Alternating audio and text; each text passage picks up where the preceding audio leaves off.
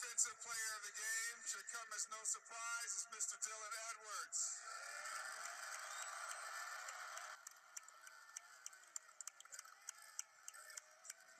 Hey, how y'all doing? This is Hunt 919 Truth to Sports coming to you with another segment.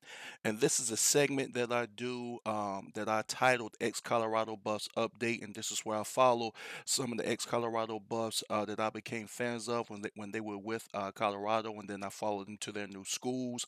And I keep you all and keep the page updated on how they're doing, as well as how they're doing individually and how their team is doing.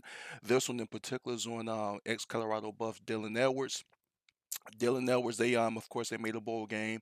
The bowl game was tonight. They played in the Rate Bowl, which is I think located out in Arizona. They played Rutgers University, who's out of the Big Ten, a very, very, very good school, tough school to beat. It was a great game. Kansas State was down 17 points at one time. Just to start off, Dylan got this opportunity because their 1,300-yard rusher, DJ Giddens, did not play because he's declaring for the draft. So that gave Dylan the chance to step up, gave him the ball, and he responded. He responded big time. He had 9 carries and 81 yards just in the first half. I think he had a touchdown in the first half as well. He ended up with 18 carries for 196 yards, 2 rushing touchdowns, and 1 receiving touchdown. He had a 26-yard catch for a touchdown. Then he had a 36-yard run. Then he had a 65-5-yard run right down the middle of the field, right down where everybody says that he shouldn't run, which he normally shouldn't. I know why they did it because I've been looking at the game back twice again, and I'm gonna break down. I'm gonna break Dylan's game down in another segment. Hopefully, I can do that tonight. If not tonight, definitely tomorrow. But I understood why they did it after looking at it again.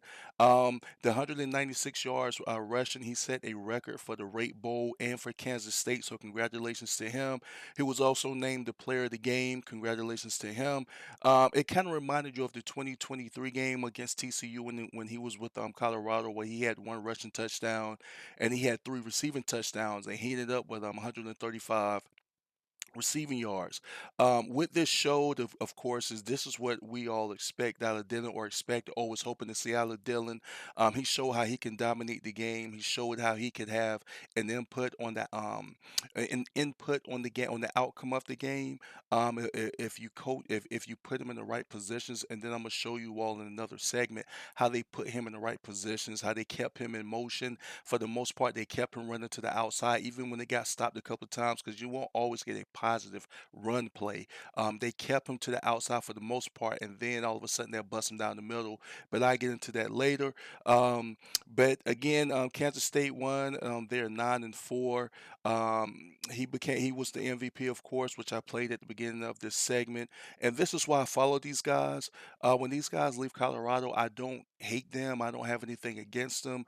Some of them I understand why they left, and that's why I follow them and see how they're doing and to keep you all up on the page with how they're doing.